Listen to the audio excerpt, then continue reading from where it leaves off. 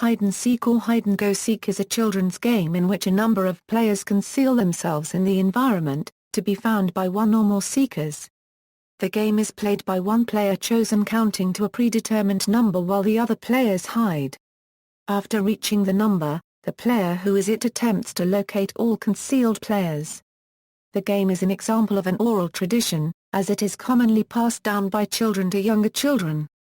The game can end in one of several ways depending on the geographical location in which the players learned about the game originally, and other cultural factors as well.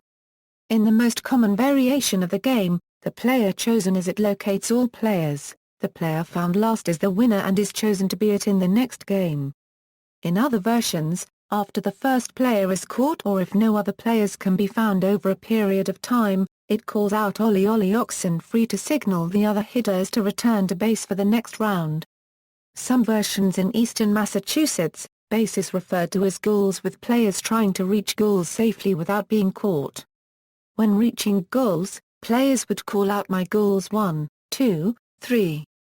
In yet another version, when players are caught, they help the it seek out others.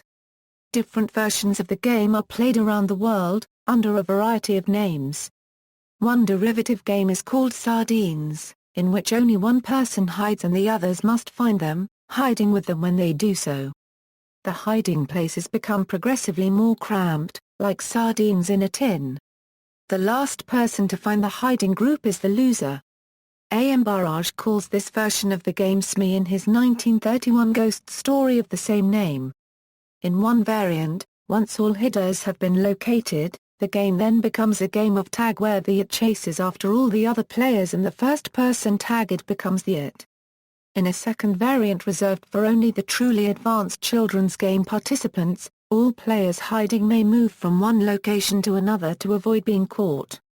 To begin this version, the player being designated as being it must first count to 20 and then sing their ABCs before seeking out the hiding players. A third variant inverts the game, and is also known as Ghost in the Graveyard. In it, the person who is it hides. The rest of the participants remain at a predetermined location known as base, where they are safe from the ghost. The participants close their eyes and begin slowly counting out the clock hours until they reach midnight, when they cry out, "The witching hour." Then rise and look for the ghost. Once the person is found by one of the seekers, that seeker yells, "Ghost in the graveyard." And all the participants race back to base. The ghost attempts to catch one of them. If he does, then the person who is caught is now the ghost and the game continues. If no one is caught, then the person playing the ghost must continue in that role until he catches someone.